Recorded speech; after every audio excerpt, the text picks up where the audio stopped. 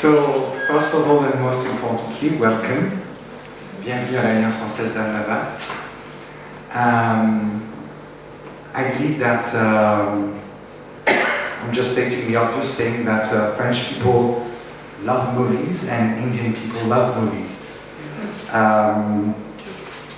It's important, movies are very important in French culture.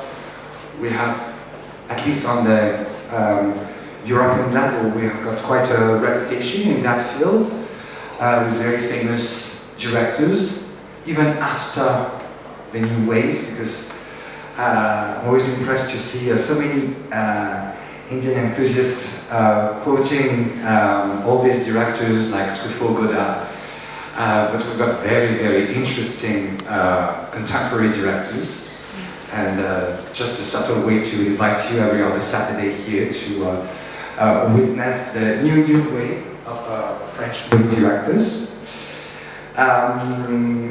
And quite obviously, Bollywood is really something on an Indian level, but on a global level, being up to 30% of world's film production. So considering that, there's truly probably a connection between France and India when it comes to discussing movies. And for that, we are blessed to have Sonali Patnaik, a woman of many talents, with us. When we met a few months back, I was really thrilled by her passion, both for philosophy and the cinema.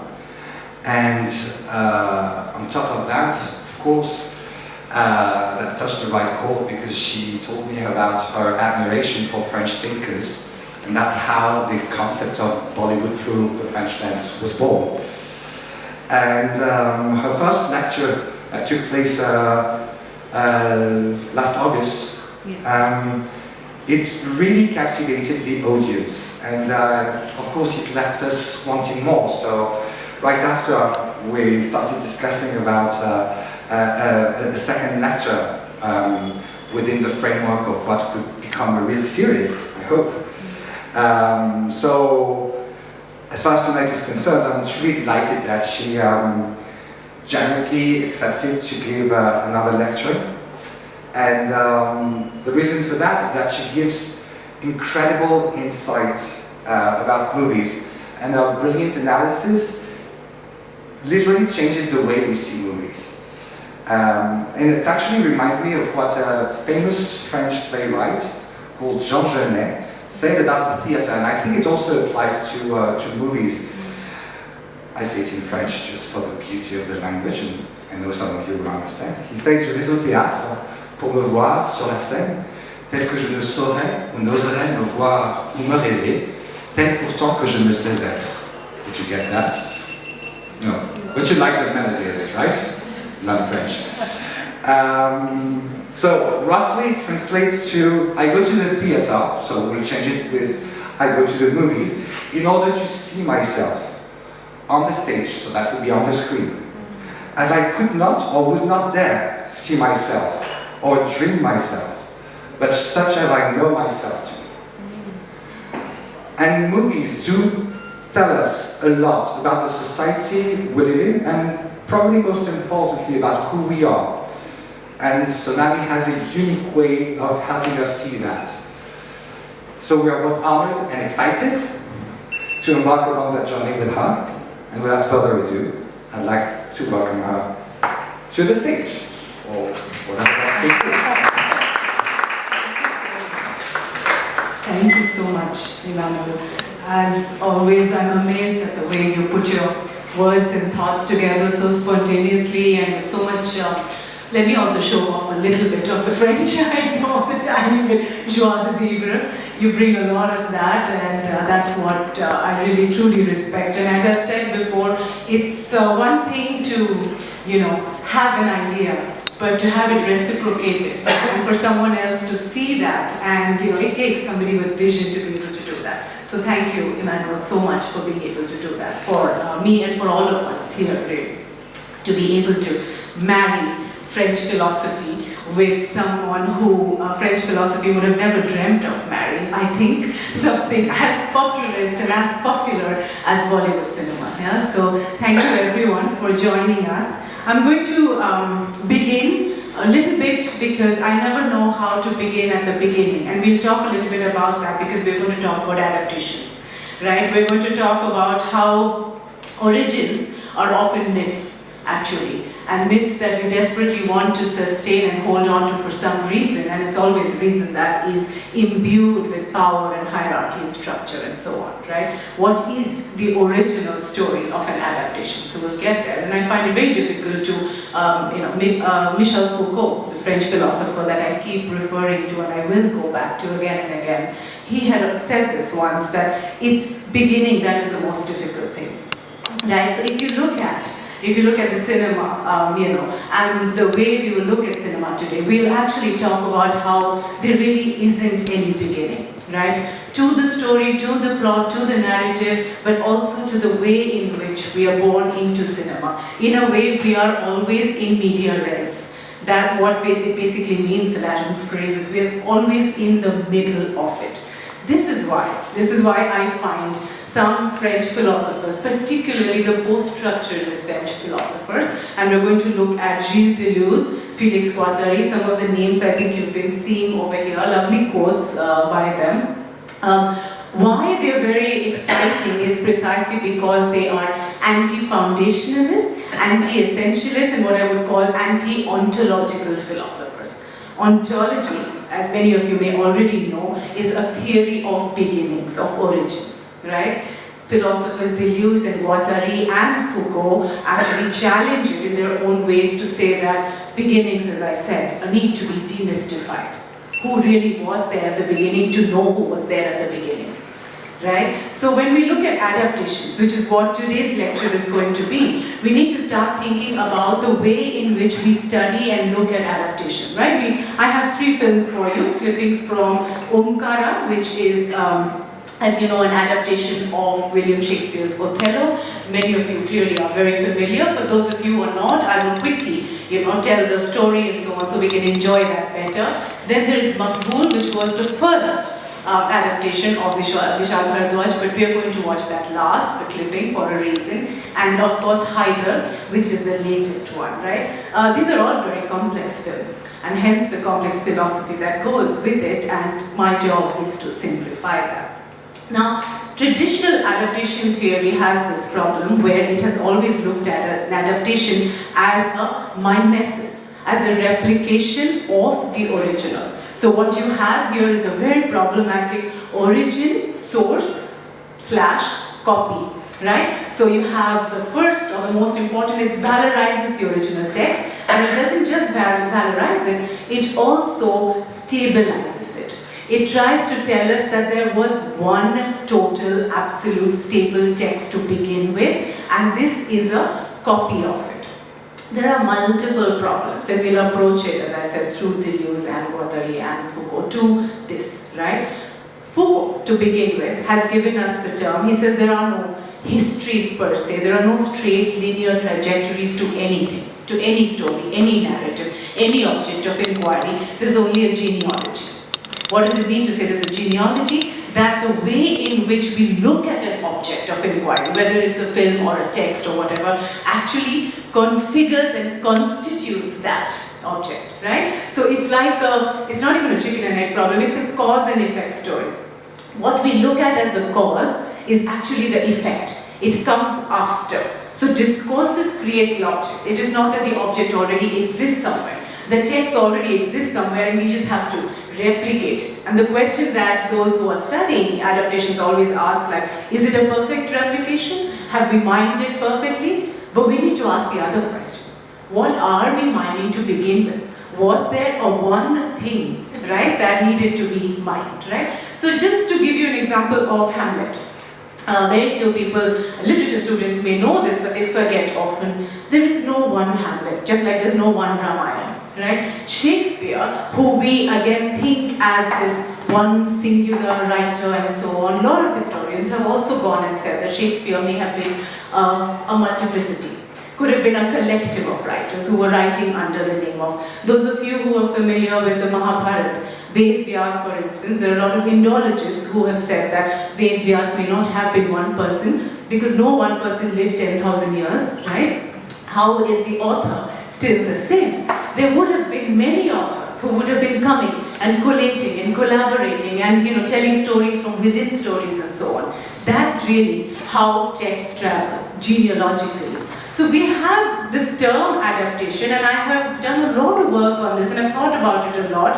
It may be a borrowed term. If you look at oral narratives that exist here already in India and so on, right, then we might be closer to what French philosophers like Deleuze and all are saying. That there are only genealogies. There are multiple narratives already. There is no singular text to think of. So Hamlet was Amlet, which was a Norwegian text. Right? Scholars believe that Shakespeare may have had access to that. Shakespeare may have had access to the French translation of that, right? And that's what his Hamlet was based on. Now we don't have access to the French version. So we don't know the adaptation that we are so seeking to perfectly replicate, how perfectly a replication it was to begin with of that original text, right? So here I'll stop and sort of digress a bit and talk about why, some of the reasons why these prejudices exist with adaptation, right? There is a gender politics to it, there is a colonial politics to it, I would say there's even a racial politics to it. If you look at the way in which adaptations are studied, right? First of all, it's very highbrow, as though the literary text was up there. And anything that tries to reduce it to a film or a play or whatever is somehow defiling it. So you'll have a lot of reviewers talk in terms of bastardization of the text, right? Cannibalization of the text. What's a bastard? Someone who doesn't know their father. Fear of origins again, I think right there, right? Someone who somehow has gotten away from some expected trajectory, linear trajectory. But this linearity is a complete myth. It doesn't exist. When we look at the films, the clips that we're looking at, and hopefully this will become clearer to you, linear from what and where. If you look at Hamlet, Haidar, you look at Omkara, we'll mostly be focusing on Omkara. There are multiple texts that are actually being adapted onto this film. While the film declares that yes, it is an adaptation of William Shakespeare's Othello. And this is also very important because I think that here, this is my theory, Bharadwaj, as a director, had acquired enough confidence to market it as an adaptation of high art, right? Maqbool doesn't declare itself like that, as boldly as an adaptation of Macbeth and so on. It was more parallel cinema. This is very mainstream Bollywood cinema. I love the film because it's unapologetically Bollywood, it's unapologetically Shakespeare, and as you will see, it's also very much an adaptation of several myths, Indological and otherwise. I don't want to call them Hindu because Hindu is actually a term that was coined much more, I would say, recently in that sense, but let's just say Indian myths, Indological myths and so on, they exist. I'll just ask you this question. I think many of you would know. Omkara, we believe, is a story of Othello, right? Who is somebody who is a valiant warrior and so on, but doubts his lover or his wife, right? And that doubt completely destroys her and their relationship. Yeah, that's the story of Othello, sure. Are we familiar with this story otherwise? Ramayana? Right? A valiant king, warrior, etc. who doubts his wife, or because someone else plants that seed of doubt, it completely destroys. So is it an adaptation of Othello or is it an adaptation of the Ramayana, or, as I will show you, several others? So Deleuze tells us, Gilles Deleuze, fantastic philosopher, and I will read a little bit because just like Emmanuel said, I think the beauty of this philosophy is in the way they write also. I read it unfortunately in translation. I'm sure it's that much more exciting and beautiful in French, so those of you who are aware, you can reach out to the original, but in translation also very powerful. He has this concept called rhizome. Okay, why? What is a rhizome? It's a kind of root-like thing which grows laterally, right? So here you can see Deleuze speaking back to a lot of the philosophers or historians and so on who believe in a linear trajectory from something to something.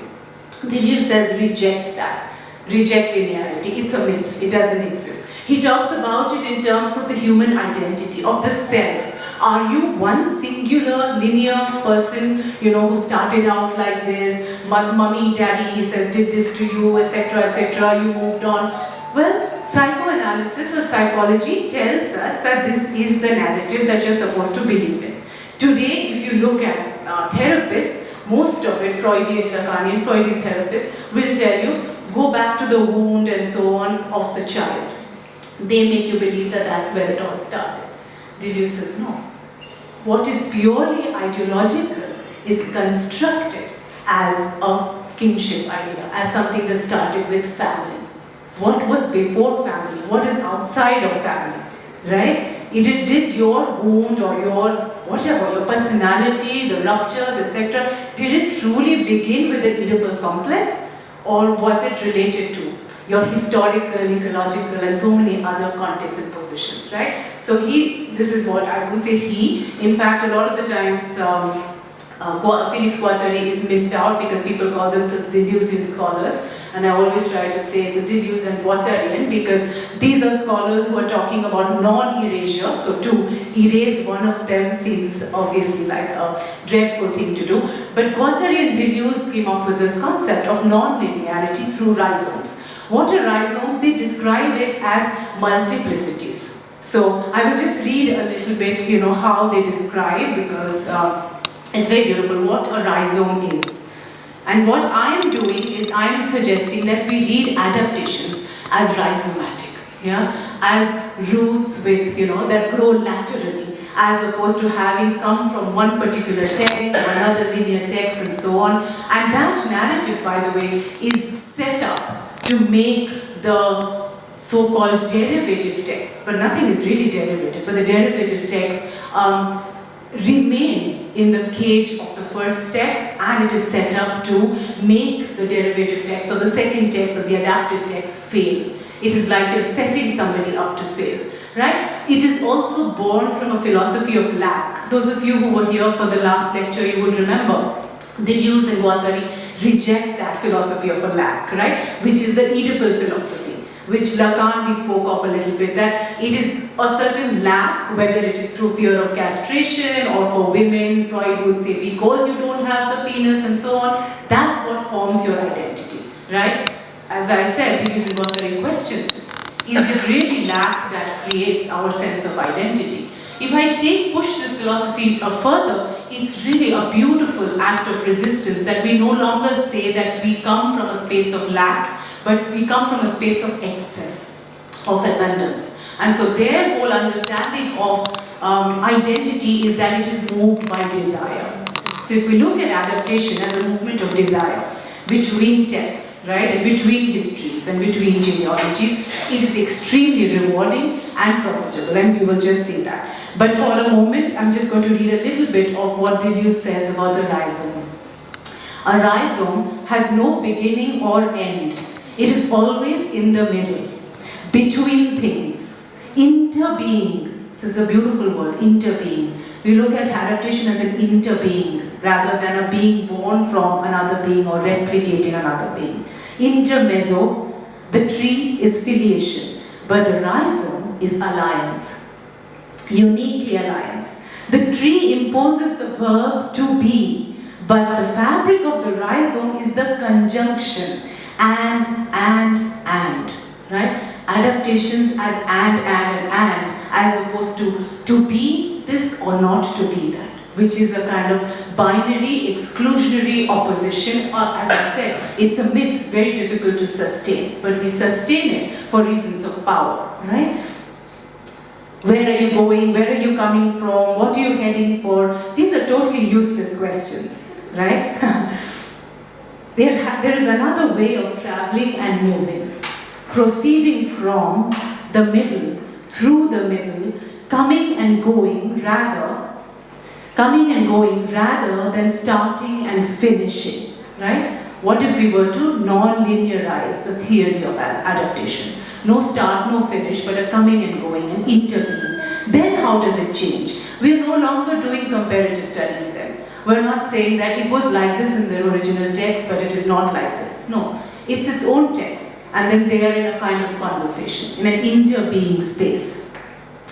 American literature and already English literature manifest this rhizomatic direction to an even greater extent, he says. They know how to move between things, establish a logic of the and, overthrow ontology, right? Do away with foundations, nullify endings and beginnings.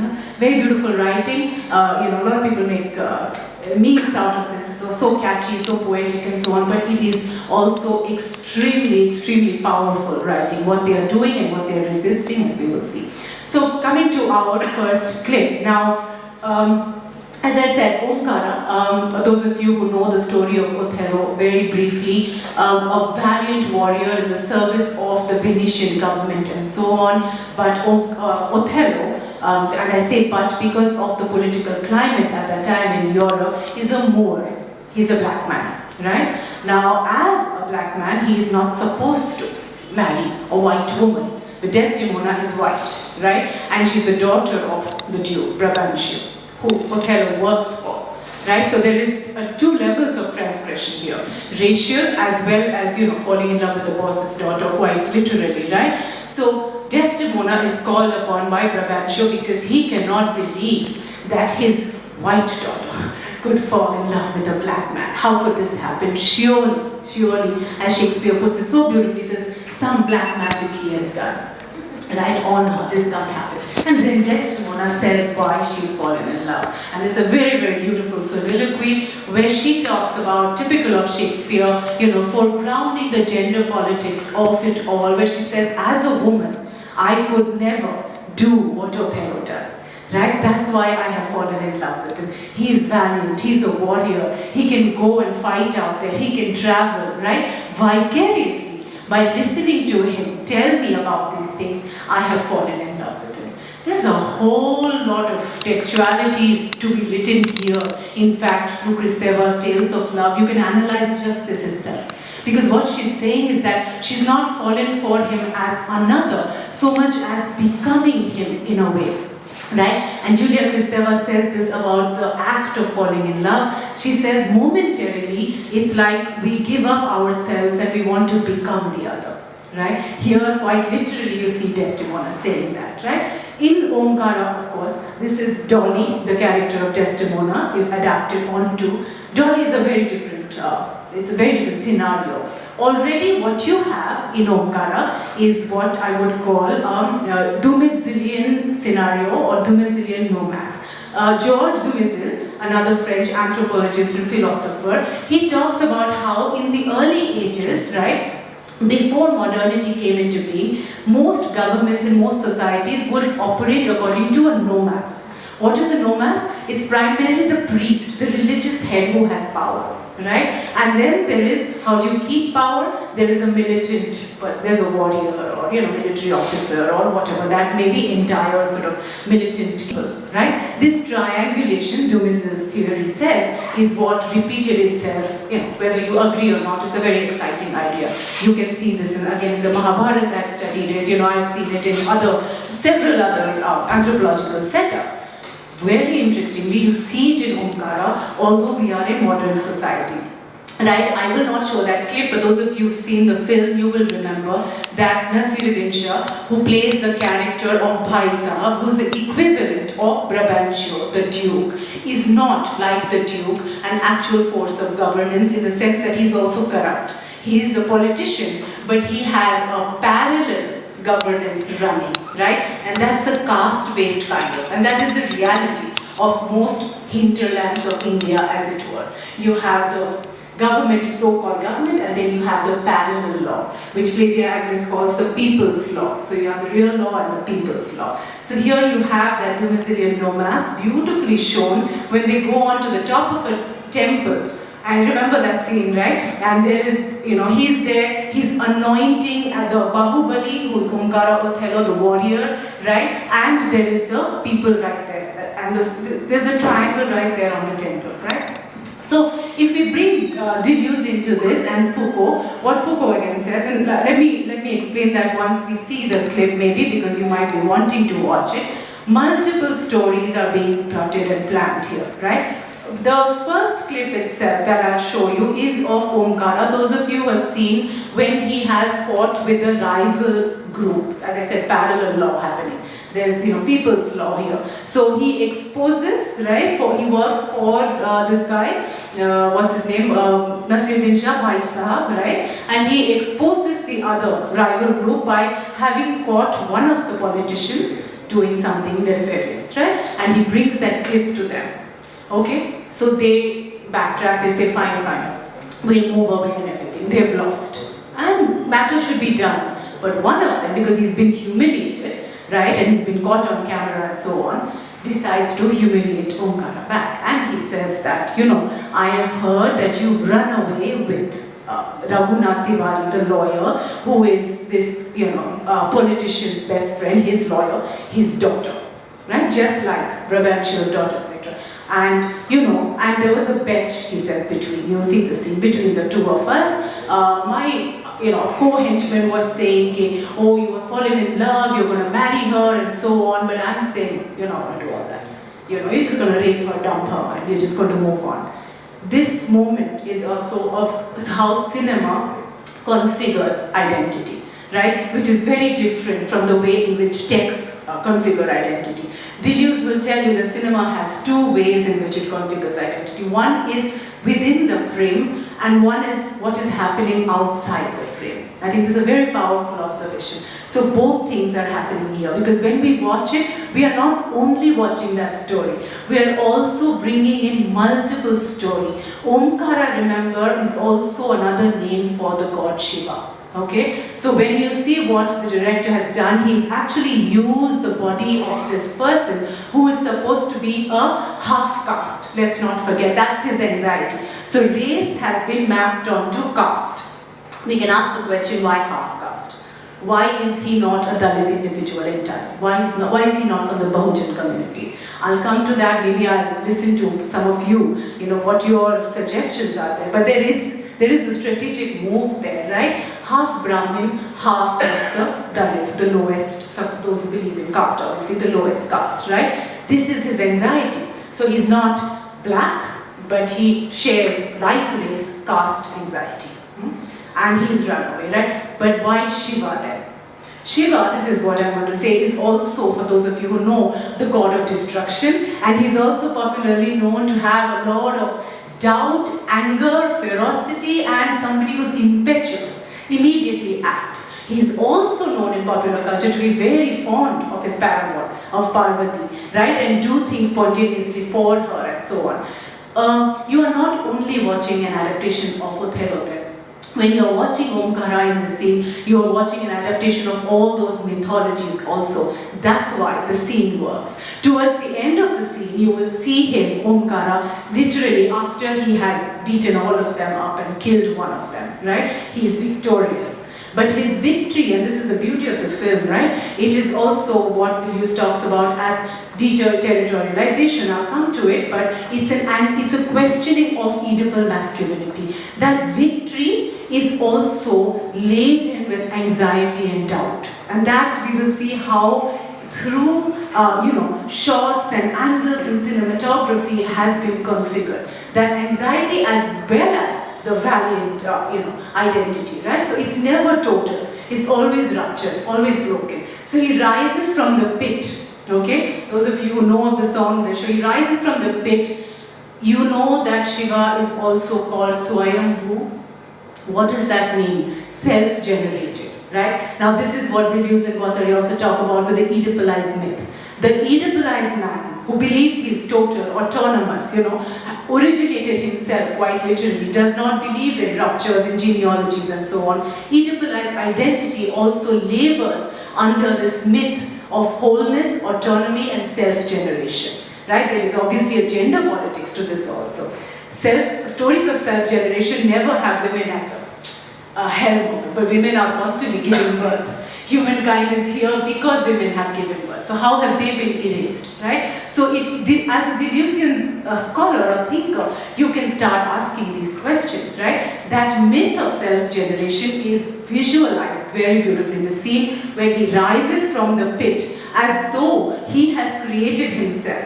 And then he holds, you will see a kalash, which is a vessel, as you know, Shiva is shown to often hold. Also, when you worship Shiva, you pour water. He's also called Jaldhari, which means the bearer of water. This is a very intelligent director. You see water being pumped continuously throughout that. This identity is also being critiqued as well, right? Because later you will see this as an identity that is collapsing upon itself, for it's a self-destructive kind of identity. So I'm just going to play this, right? Please pay attention to the lyrics. There's so much that I want to say, but because of constraints of time, I cannot. Beautiful lyrics. It's also intertextual because it reminds you of Shakespeare's Macbeth. Intertextuality, interbeing, exactly as rhizomatic theory is. Okay. And I will speak in between, so please don't mind that because I need to show you all of them. Lights can... तू ही सबसे बड़ा एक बाबू है यार तो पैसा ले सिराग करे पूरे प्रदेश में मगर यार जानते पहले एक बुकी तो सुन जाए क्या किचलू है ना किचलू इसमें और हमारे में शर्त लगी है पूरे 100 रुपए क्या बोले है कि तू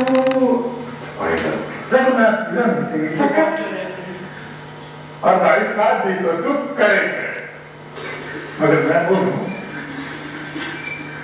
अपना विभाग है तो ही ना हो गया छोड़ देगा पीटेगा छोड़ देगा अबे कुछ सॉर्ट कर दो तो ना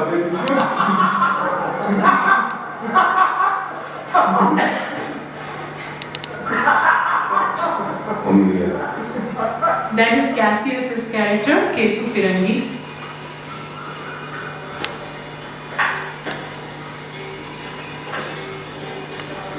The chanting, please notice, Omkara.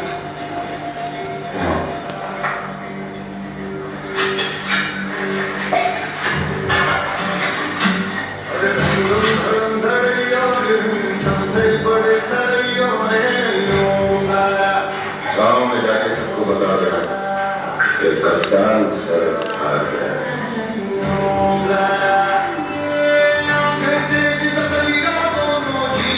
अपना 100 रुपया मांग कप्तान से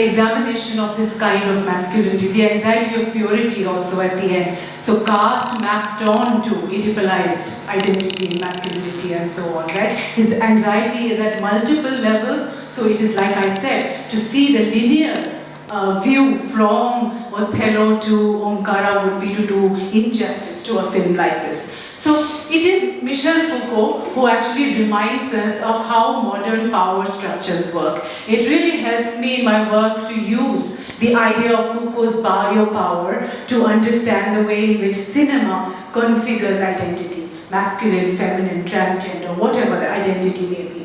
What Foucault, very briefly I would say, of course, it's very difficult to bring Foucault down to one lecture, but just for this idea, right? What he basically says is that once you had aristocracy and feudalism and so on go away, and modern power structures started happening all over Europe, and we can think about the same within India also, you no longer have a system where only the king, the person at the top, has power, and power is then just, top down. Modern power, the way it works, and he calls it biopower, is in the way discourses configure our identities. Identities are not a given, according to Foucault. We are born into things, we talked about this with Beauvoir also, one becomes a woman. So how does one become what one becomes? Through certain discourses. He talks about medical discourse, he talks about governance, he talks about surveillance mechanisms. What you'll see here is how beautifully Bharadwaj has taken the idea of surveillance, right? Which Foucault says panopticon was the first kind of surveillance mechanism in Europe, right? It went hand in hand with colonization and with industrialization. So Foucault's theory of panopticon is very powerful because he says here's a machine. It's no longer an individual who is surveillancing. No, here's a machine that is designed in such a way that entire polity, entire body of people are forever being surveillanced. And it doesn't matter who's behind that. You can put anybody and the same results will happen, right? Everyone's being surveillanced. This is a very powerful idea, but because, as I said, paucity of time, but we can do this during discussions, I have students often asking me about how greater surveillance, will lead to greater gender safety, and I keep explaining to them, no, because they go back and read Foucault also, I would say, because surveillance is not the answer. Surveillance is a mechanism of governance and power. So much so that this is again Foucault's theorization that we start self-surveillancing. Because when you know you are already always under surveillance, you are going to start configuring your sexuality, your body, your identity in a particular way. That's only one aspect of it. There are, of course, several other dangerous aspects of it. What we'll see in the next scene, for instance, is how Bharadwaj, and he's so canny like this, right? This entire film, he has taken the story of surveillance from a very older Charivari kind of tradition that is there in Othello to modern Indian, UP as a heartland really, where mobile phones had just started becoming a thing. Today we are so much more wired and tapped than that, right? And we don't even realize. We don't realize that this is even a problem. People think this is actually a better thing. We're more connected. So what he does is that he takes this idea of doubt and suspicion and adapts it onto mobile phones, technology, and how surveillance now has, increased manifold because of this. But also look at the, camera work and so on. You will actually see a Foucauldian panopticon, right? You see, Foucault describes also the panopticon as a round circular mechanism. When Dolly, who's a character of Desdemona, is brought where? To the jail to give her testimony. This is the height of parallel law, right? She has to testify to the fact that nobody abducted her. She went with Omkara, her lover, of her free will inside the premises of prisons, of jail. Foucault again says the panopticon developed precisely when prisons developed in Europe. So so exciting, you can actually see the consequences of this are so far-reaching even in a film like this. Foucault's argument is that bodies were starting to be disciplined around that time, right, 19th century. This was one of the ways in which body is disciplined. So here you see sexuality being disciplined, right, through surveillance mechanism, the space itself as being a very male concentric circle, and the panopticon literally dramatized. As far as a woman is concerned, she is constantly under surveillance, right? So the tragedy that will occur later is not just Omkara as an individual, although that is critiqued, of course. But what, again, in Deleuzian fashion, this film does, Bharadwaj does, he takes an individual idea of an Oedipalized man who is anxious, suffering, and so on because he married outside of his race and turns it into a socio-political thing. That is what Deleuze says ultimately, that the problems did not start with the family. The family is an ideological consequence of the larger historical gospel. Now, multiple things before I show this clip again, going back to Julia Kristeva's Tales of Love, which I had mentioned earlier. Kristeva, another beautiful French philosopher, talks about how, in love, all of you, I think, have fallen in love, I'm sure. I've fallen in love, in and out of love multiple times and then married to, my true love. But all of you have experienced love, right? What happens in love? So Kristeva talks about how feminine identity and agency emerges through love. She says in love, and she doesn't mean it only for women, of course. I'm reading it like that. In love, as I said, there is, she says, a risk of death as well as a desire for renewed life, regeneration. So love is a kind of paradox, a double bind, right? I will show you the clip and you will hear Desdemona / Dolly here, Dolly speak about her condition and falling in love. It is exactly that.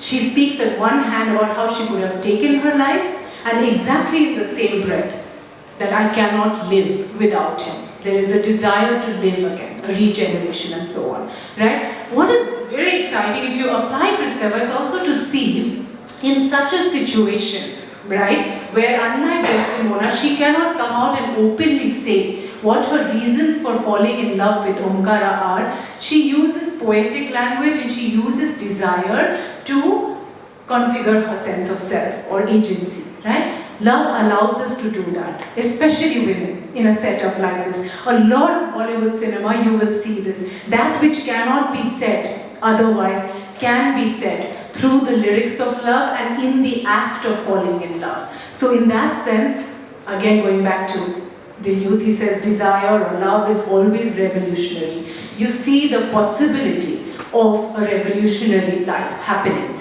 but because of the social cultural setup and because like Foucault, they have also internalized power as it exists, ultimately they will become their own undoers of the possibility of revolution or love or whatever, right? So she's being brought in by Kesu Firangi, and who is Cassius' character.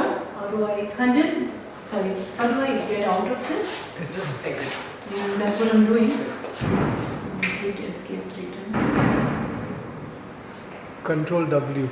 Control W. Perfect, thank you so much. Yeah, thank you so much. Testimony, please notice the prison-like frames, right? Cinema tells us the story through frames and shots and music and so on. It can't do it the way literature does. It can't describe anything, so you have to pay attention to all of it.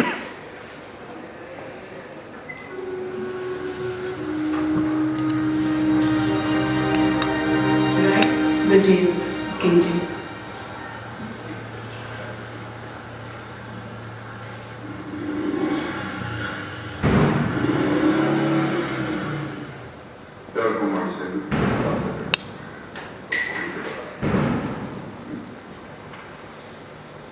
किसी ने तेरे साथ और किसी ने मतलब किसी ने तेरे साथ जोर जबर किया है Concentric round circle of men.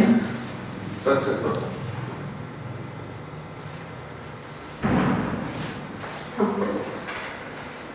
अपने मर्जी के गुलाम भेजी बस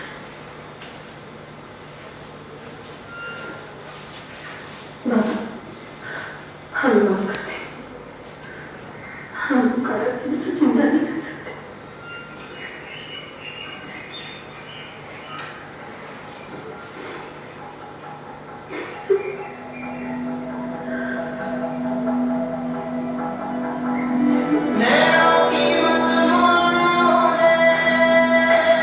A lot of thresholds, doors, windows, cages, desire as transgression, as crossing over, as liminal. नैनों की मत मानियो रे, नैनों की मत सुनियो, नैनों की मत सुनियो रे, नैना ठग लेंगे, नैना ठग लेंगे, नैना ठग लेंगे, नैना ठग लेंगे, नैना ठग लेंगे। जब ते जादू फूकेंगे, जब ते जादू, जब ते जादू फूकेंगे, नींद बंजर कर देंगे, नैना ठग लेंगे, नैना ठग लेंगे। अपने दिल की चौखट उड़ा के हम मुकाला की दहलीज की दासी बन गए थे, नैना ठग लेंगे, ठग लेंगे। मगर जब तक ये जान पाते तब तक बहुत देर हो चुकी थी। नैनों की मत मानियो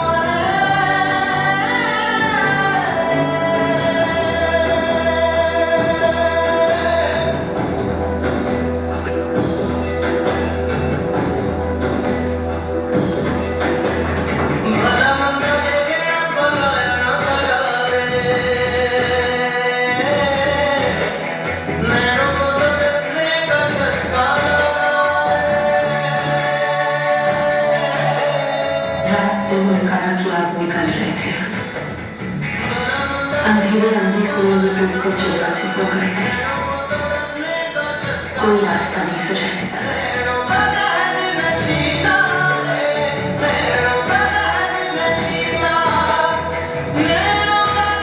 और फिर हमने अपनी जान लेने का फैसला किया, तो ख्याल आया कि जिस जान के लिए मर रहे हैं कम से कम इसे पता तो चले। बादलों में सतरंगी आंखों में भोर तलक बरसावे, बादलों में सतरंगी रज्जू घर से हमारी बात प्यार कर ले जाएगा।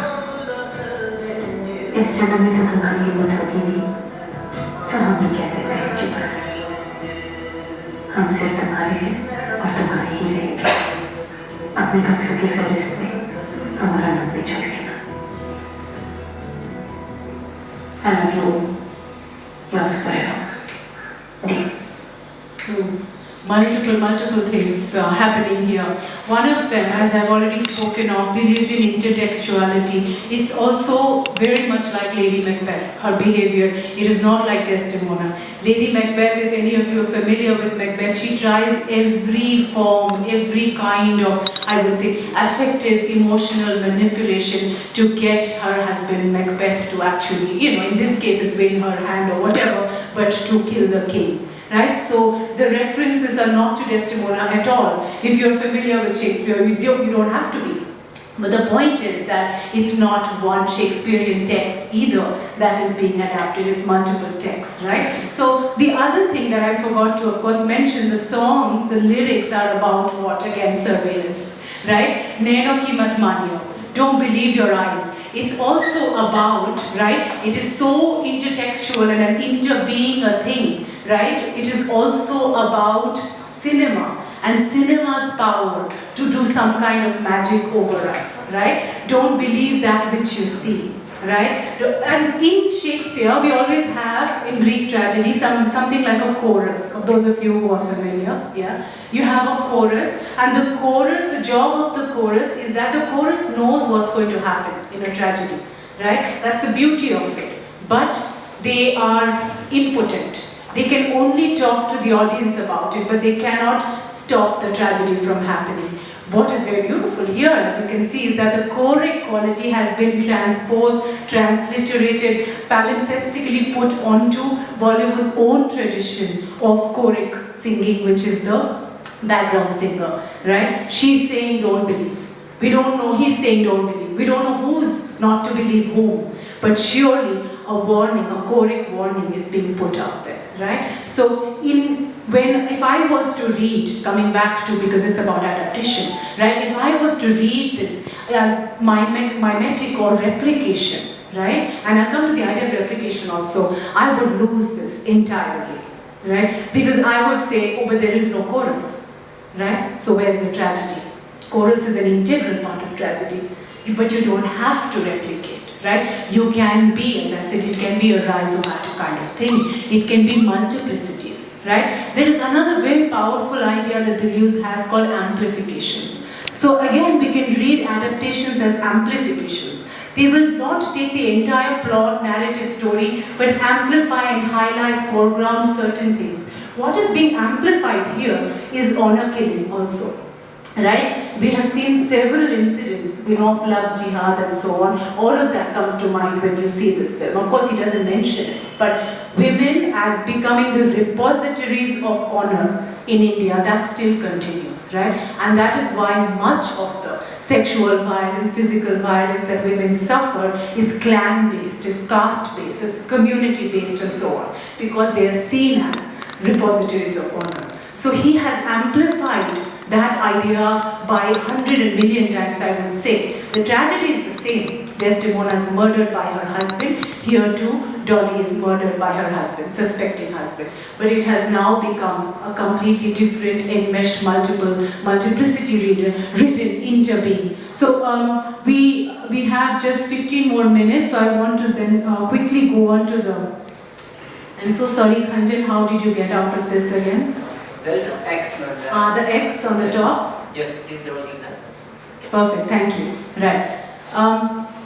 Again, while it is, you see Iago's character, I couldn't focus on it, but during that Omkara's, the song, the title song, did you notice? That is Langra Tyagi, Saif, is the Iago character, right? His name is in the film Ishwar Tyagi. There are, again, French philosophers who talk about this idea of naming and so on, which is very interesting again.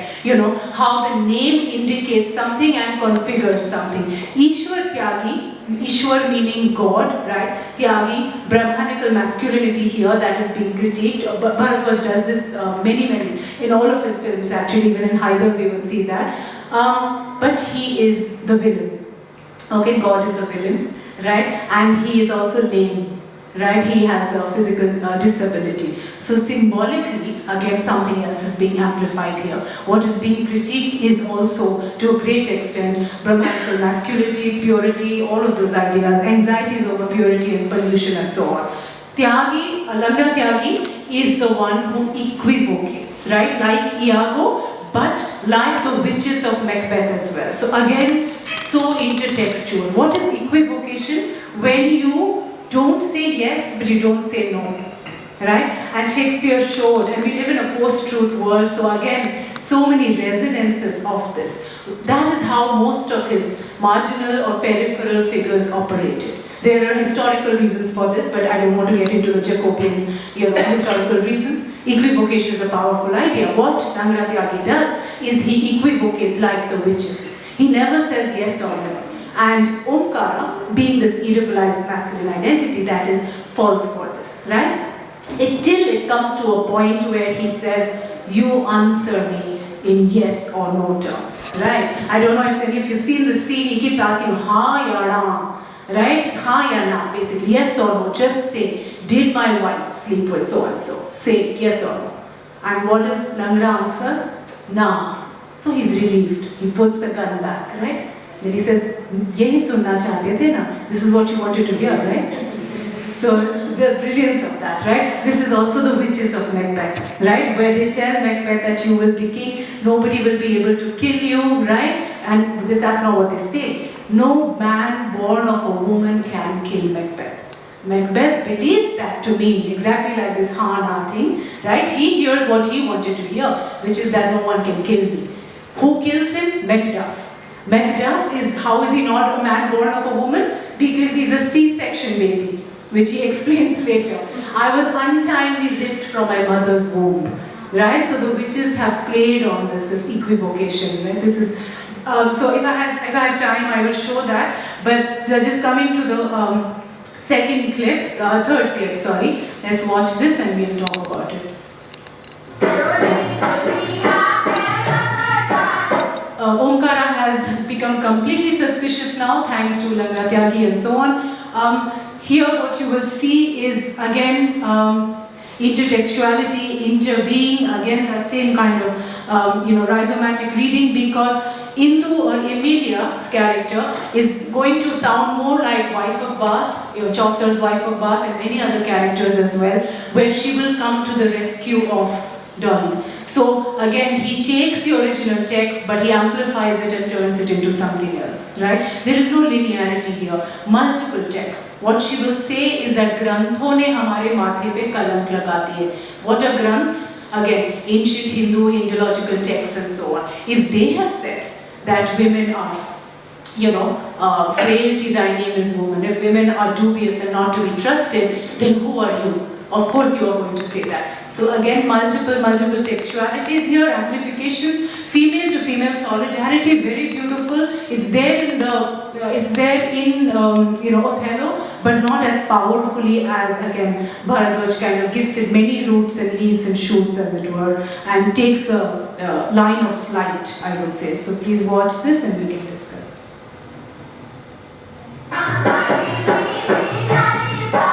That's Emilia's character, Indu.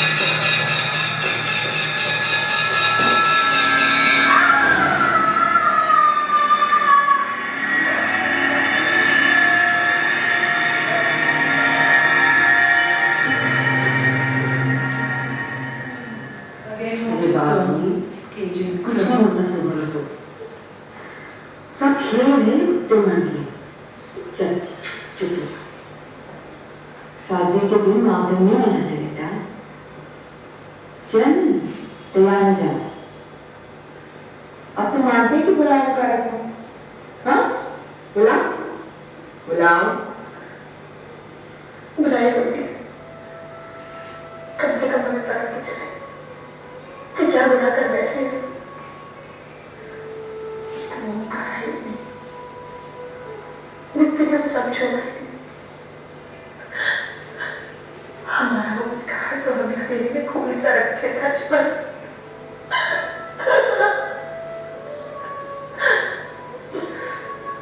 हुआ कि है तब सारा समय नाराज रहे थे। एक बार हमने मारा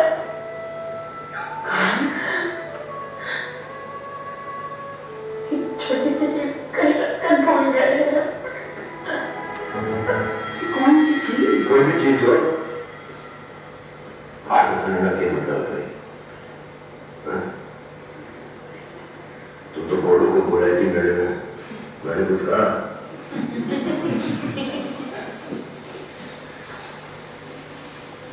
अब मैं खबर लेता हूँ, छोड़ जा। अरे पकड़ नहीं, मर्द और औरत में कढ़ाई कच्ची का रिश्ता हो, अकेले रहे तो मनुष्य और सारे साथ रहे तो कनाखन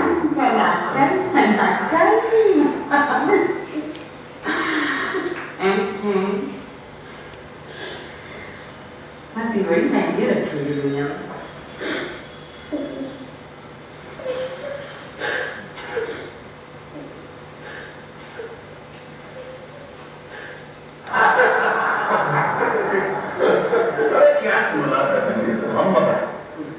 अपनी शादी की 25वीं सालगिरह को हम अपने मिसेज को लेकर गए थे टिम्बकटू। तो 50 ऊपर क्या करने जा रहा है भाई साहब? अरे वापस नहीं आएंगे टिम्बकटू।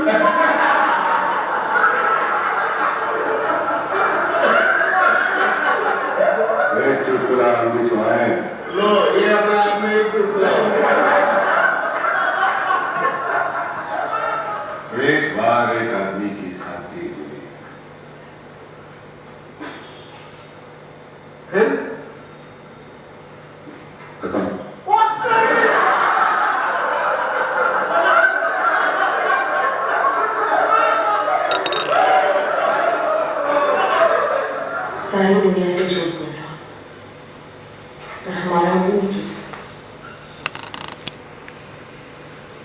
उदासी उबल उबल के बाहर आ रही आंखों से।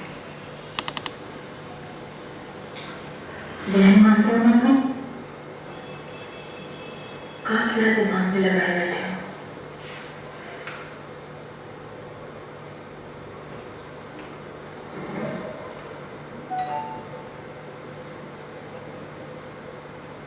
सारा वक्त इसकी माँ की आवाज काढूंगी।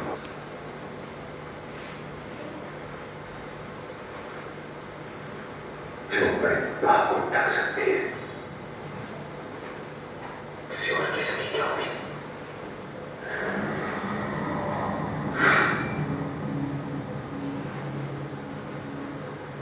फिर यह चरित्र है ना?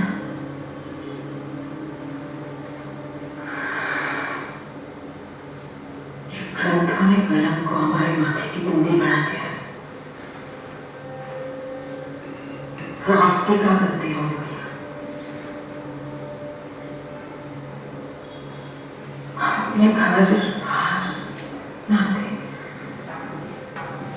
सब त्याग कर आप लोगों के संसार में नंगे हाथ चले आए।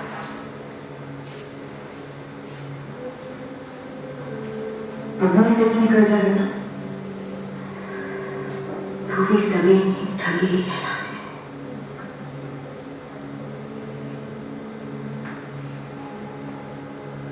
अभी भी ताकत है उनमें। जरा सी भी शंका हो ना तो 12 आदमी की आना माता आया।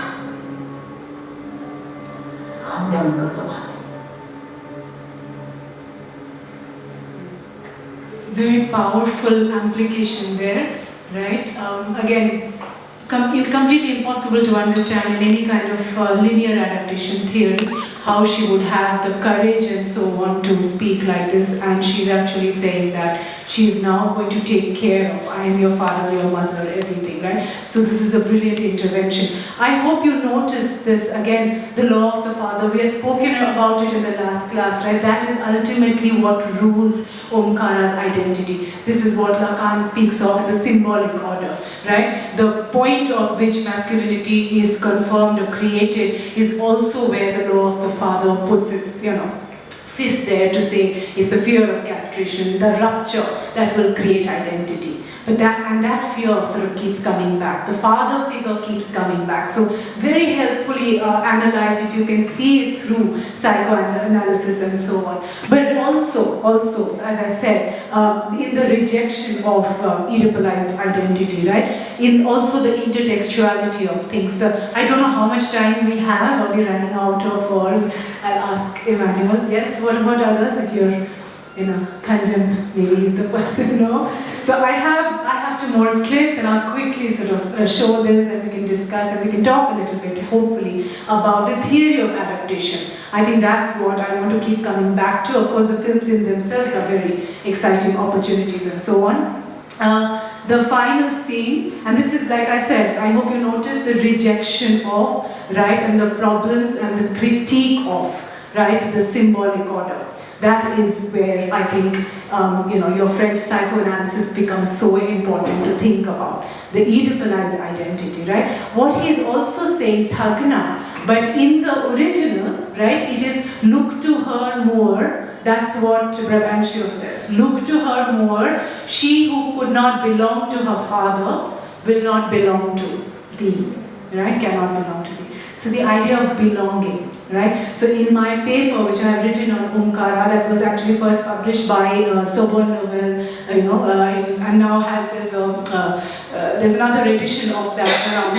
So I analyze this whole idea of ownership and belonging and so on. Lucy Rigeric, powerful French feminist, says that men have created throughout society this whole idea of lineage through surnames, etc., right? Because of this fear and anxiety of belonging and ownership. Irigaray argues, very powerful argument, that because they don't experience reproduction, because they don't experience birth, there is always that sense of anxiety and doubt, and hence claim that which you cannot experience by a label, right? And that also becomes the means of controlling female sexuality, right? So what Irigaray suggests, what happens then if in patriarchal society, she says, you are really, women are goods. You are just being exchanged between families, right? Being exchanged between a father and a man ultimately. What we thought they broke out of, right? In a Deleuzian line of flight, they are not able to break out of. Ultimately, he comes back to that father. The anxiety of the father, the anxiety of that law, symbolic order, and the anxiety of ownership, right? Who does she belong to? Who is she true to, as it were? This is also the anxiety of adaptation in the conventional way of seeing things. Who does that text belong to? So actually, it is ultimately a gendered problem as well, right? Does this secondary text, just like Dolly, Desdemona, women, etc., is it faithful to the original? So Omkara is a very exciting film in that sense because it's actually talking both about the theory of adaptation as much as about female sexuality and the dangers of this idea of fidelity. Last clip, very quickly, and then I want to show you one clip from Haider and one from Makbul. Crossing of threshold also, again, as Deleuze would say, all crossings are revolutionary because it is desired. So you see her crossing the threshold is already something revolutionary about to happen. A lot of thresholds are crossed throughout the film, right? And some of them you would have seen in the clippings. A lot of panoptical cages, Foucauldian, and a lot of crossing overs, Deleuzian.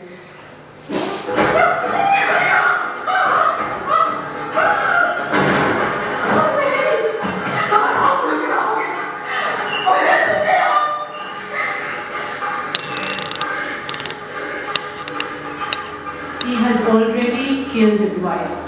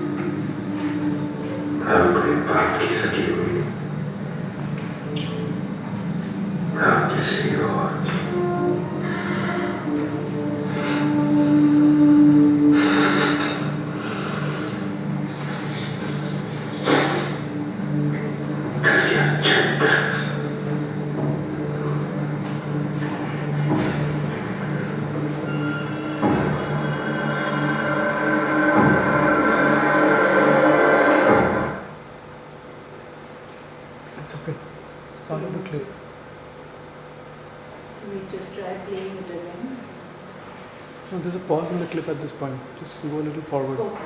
Yeah.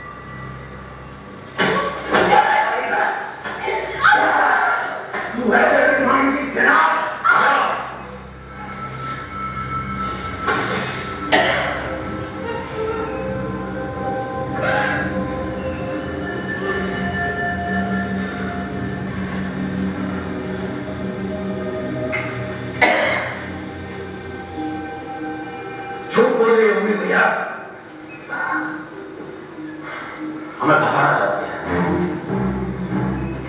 लगता है उसका बिगड़ना किसने साथ चल रहा है। ज्यादा आपको मालूम, इसलिए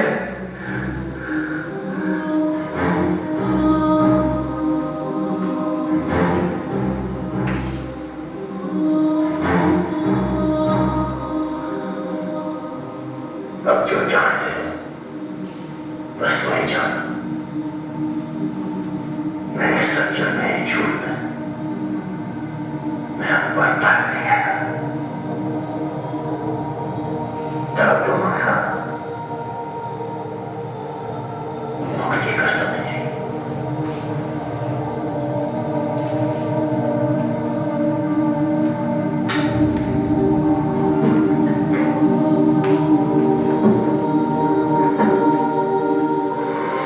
शरीर से तो मुक्ति मिल जाएगी, मगर आत्मा से कभी मुक्त नहीं होने वाले। तो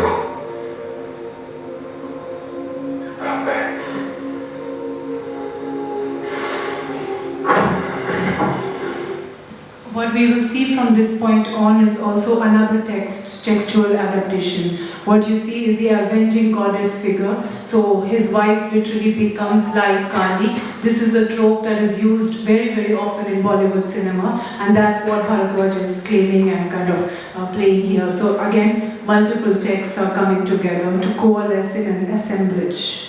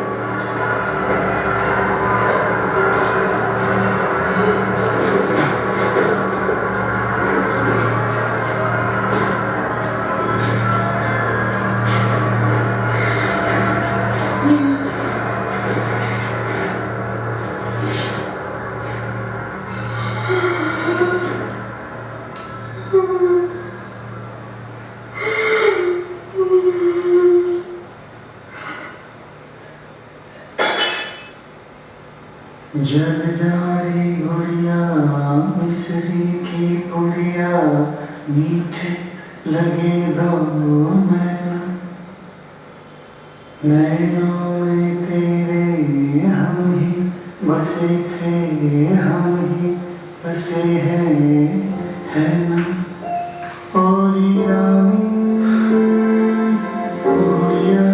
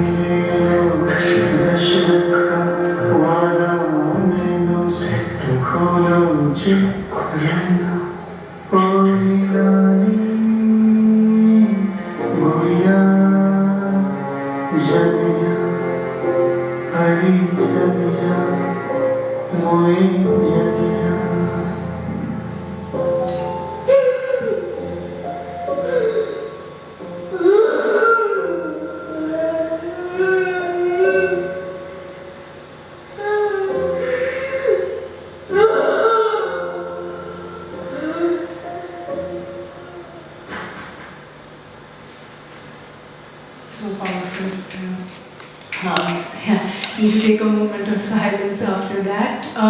So before I forget very many things, Dolly the name, okay, also doll, you actually see the cycle completely completed. So he has become, in a way, and he has always treated her like the father. So the father, the symbolic father, the law of the father, the anxiety of the father, father and ownership, she's literally also plaything. The way he's singing to her, it's actually like singing, lullaby to a child. So there was always that relationship, right? And that is also stands critiqued here. Not just that, if you pay attention to the lyrics, he is saying Dashrath ka jo chahe le le Dashrath ka vada.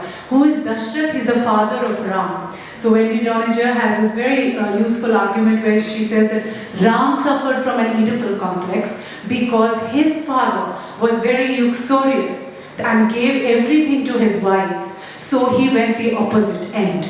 So you have layer upon layer of Oedipalized symbolic law and the law of the father's identity, sort of like a palimpsest really, and the circle is complete, and who is going to be at the bear the brunt of that is the woman, right? Complete vulnerability and so on. Okay, I really need you all to tell me if you want to see the other clips or we just open for discussion. I'm okay with the clips, ma'am. Yeah? My side.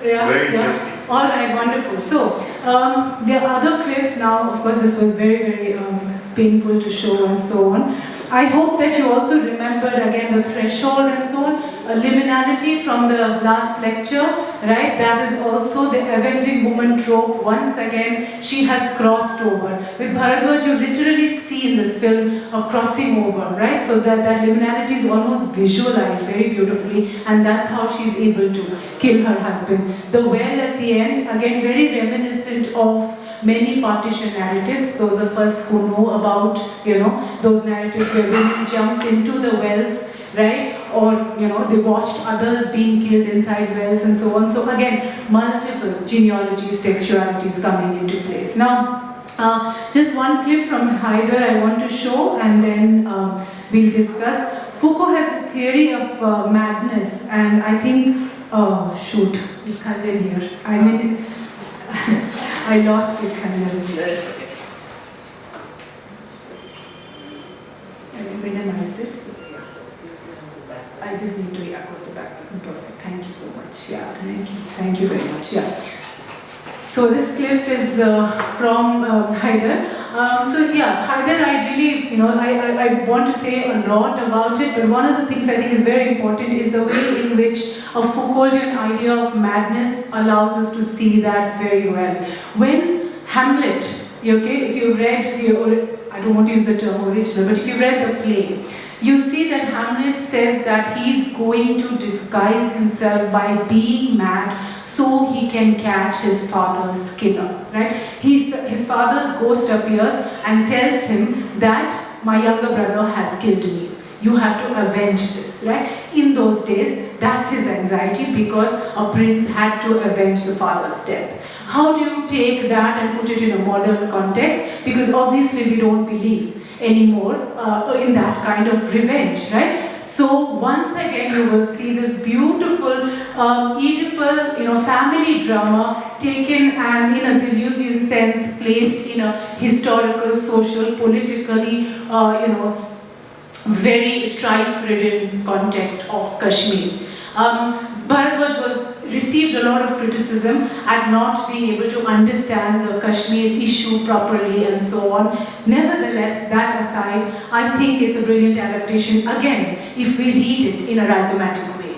The things that have been amplified, the things that have been erased, the things that have been brought to the foreground, right? And the way in which it has moved from, and that family drama into a larger social historical drama. Of course, that is always there with Shakespeare also, but in a contemporary context, right? So, so many things.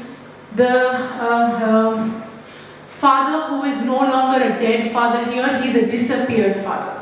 In present-day Kashmir or the Kashmir of 1995, to be disappeared meant actually worse than dying because you did not know whether your family member was even alive or dead, right? So what he has shown to us, rather than there is something rotten in the state of Denmark, right? That's how Hamlet begins. There is something rotten in the state of Kashmir and the state of India, right? And this is of course why he received a lot of criticism for it.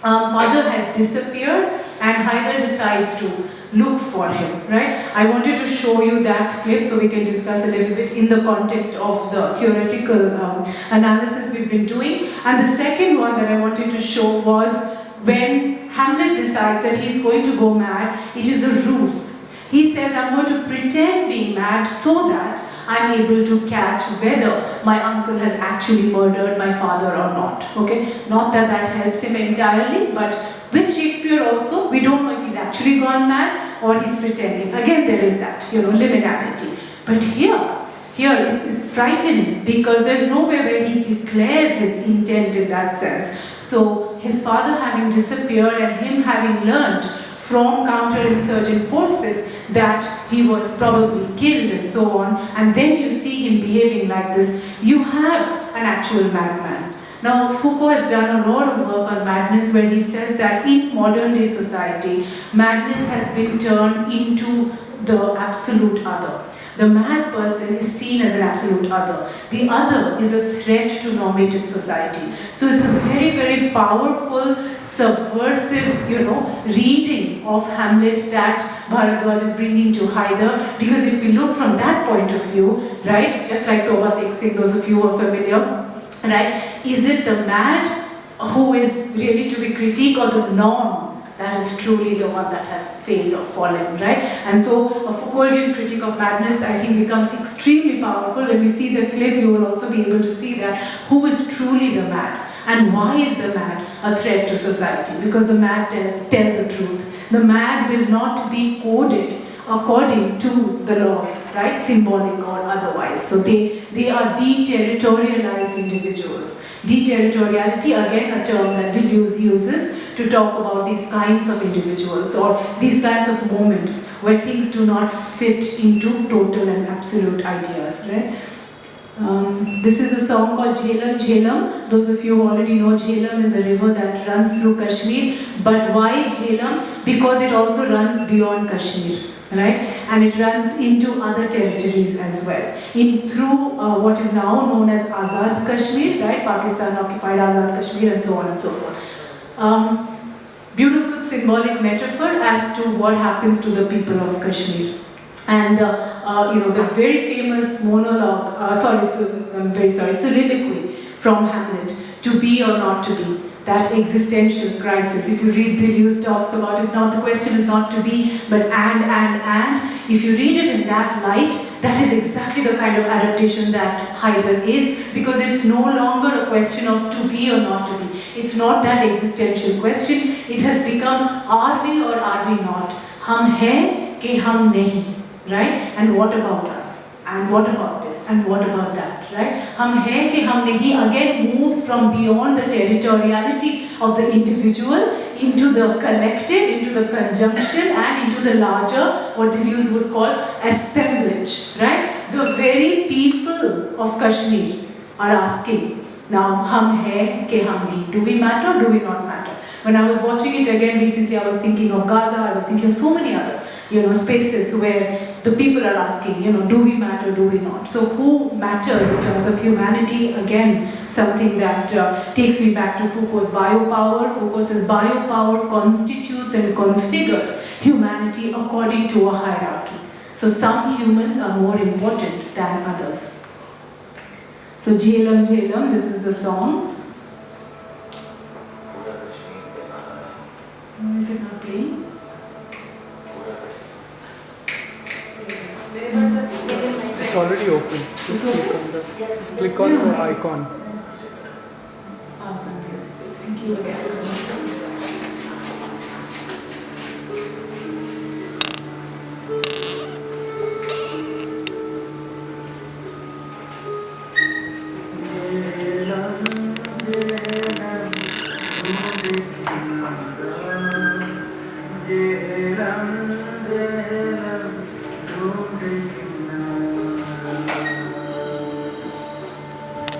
again, surveillance, panopticon cages, lots of framing like that.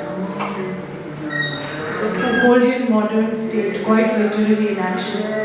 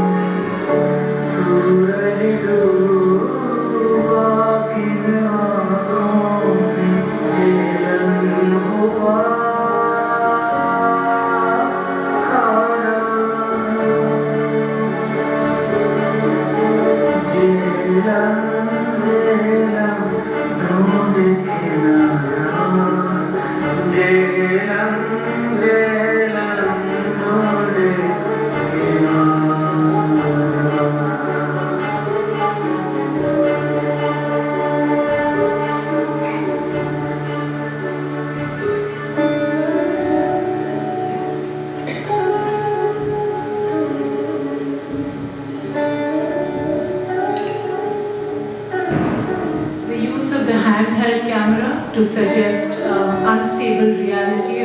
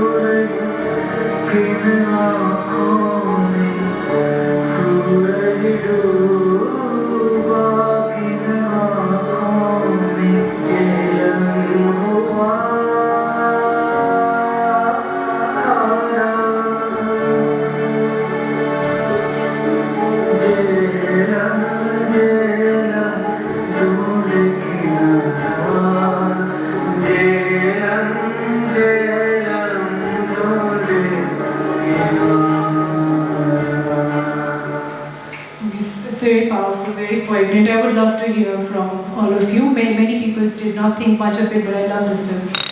You can literally see the Foucauldian modern state in action. You can see those surveillance mechanisms and so on. You can see biopower in the making, literally. When the industrialization of society in Europe happened, and when Foucault talks about when all of this started happening, the othering of the mad individual, the othering of the diseased individuals, the boundaries and borders that we start laying down, surveillance and all.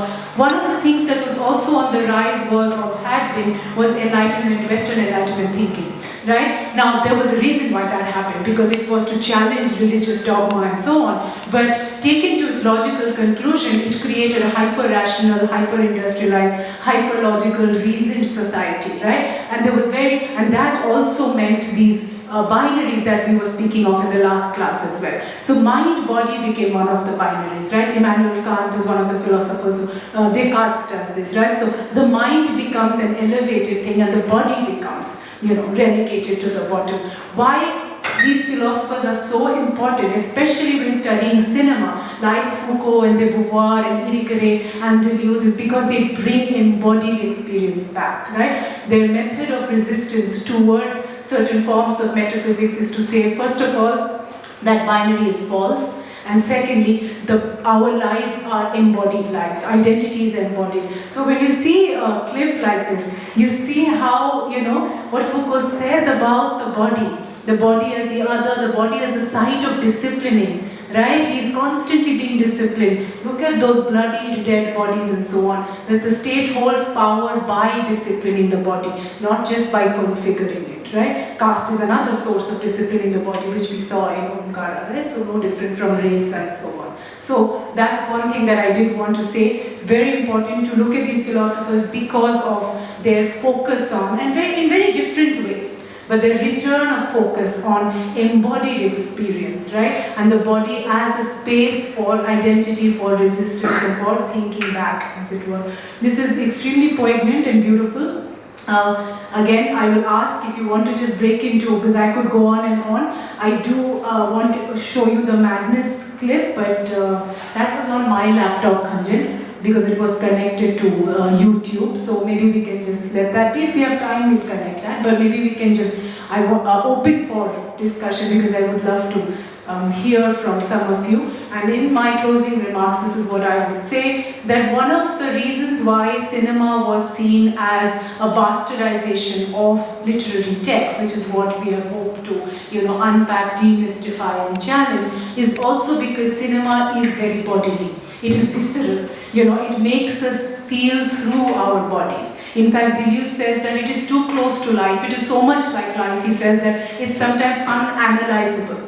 The way it passes and moves, he says it kind of replicates modern life and existence, so it is difficult to analyze cinema in the way in which we analyze other texts, right? So Deleuze has these multiple theories of how to read the images within the frame, but also to recognize moments of excess and lines of flight, which I hope to have shown lots of.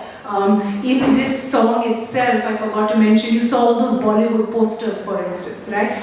Again, lines of flight. You cannot explain this through a linear trajectory from, Hamlet and so on. There is a critique of Bollywood also happening, right, in terms of how this cinema has or has not represented Kashmir. A lot of Bollywood cinema has traditionally represented Kashmir as a space without people. It's a space for romantic frolic and so on. So in a way it's an objectification, deep objectification of the space, completely dehistoricized, but at the same time recognizing the Kashmiri people's also relationship with the state, the nation and so on, not through the official narrative, but what Foucault would call the narratives that emerge at the peripheries of power structures, right? So Bollywood in that sense, yeah, no, it's on, but it's not connected. But that's okay, I can just keep that. I have to hand over the mic to the audience.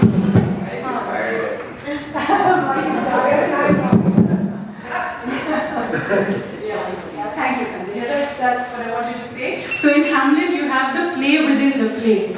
And here you have films within films, okay? But again, not just in the way that it's there in Hamlet, but through these multiple trajectories and lines of flight, critique, as well as so much else is going on. There is Rosencrantz and Guildenstern, the two characters, are shown as Salman and Salman, right? So they have aped, or mined their bodies upon the actor Salman Khan. So there is homage happening, there is also the desire for belonging, which has not been recognized, that's also taking place. But at the same time, this idea of a palimpsest or a layered imaginary when it comes to the nation, right? Even at the end, when they say that the militants, the people who are suspected of having been militants, most of them are innocent. Where are they taken? They are taken to the cinema hall on the stage to be identified by the policeman. So cinema, we are looking at it, if you look at it from a Foucauldian perspective, this is very powerful.